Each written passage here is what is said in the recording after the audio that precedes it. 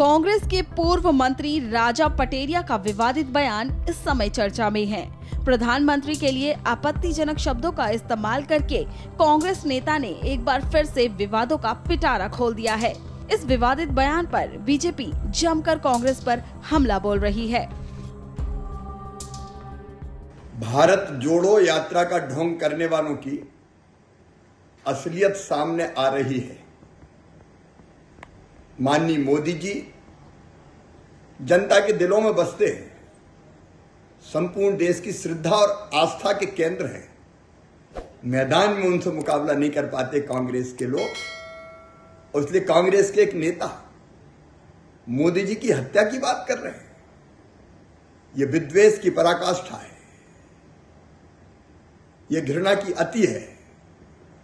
कांग्रेस के असली भाव प्रकट हो रहे हैं, लेकिन ऐसी चीजों को सहन नहीं किया जाएगा। राजा पटेरिया का बयान कांग्रेस की हिंसक मानसिकता का परिचायक है। इसी प्रकार के बयान और इसी प्रकार की मानसिकता के कारण कांग्रेस का ये हाल पूरे देश में हो रहा है।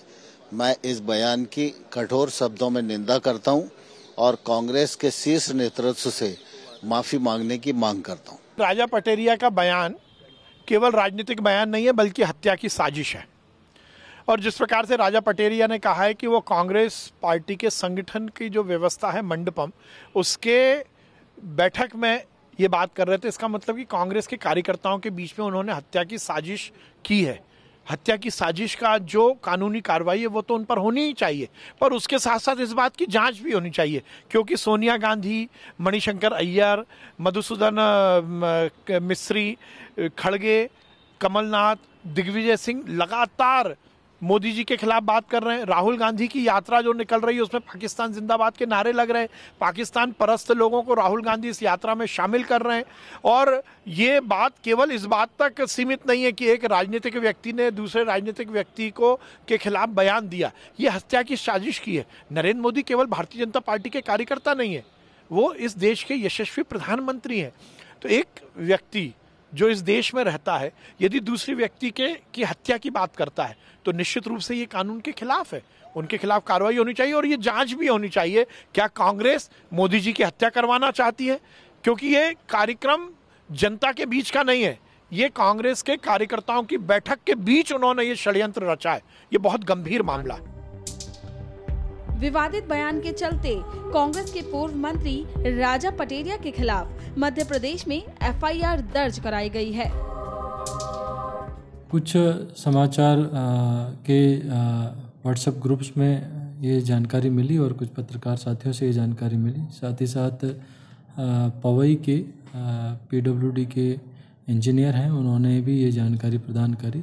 उस संबंध में एक आवेदन पत्र आज पवई थाने में प्राप्त हुआ है और राजा पटेरिया जी नाम के व्यक्ति के खिलाफ ये आवेदन में जानकारी प्रदान की गई और वो वीडियो को देखा गया।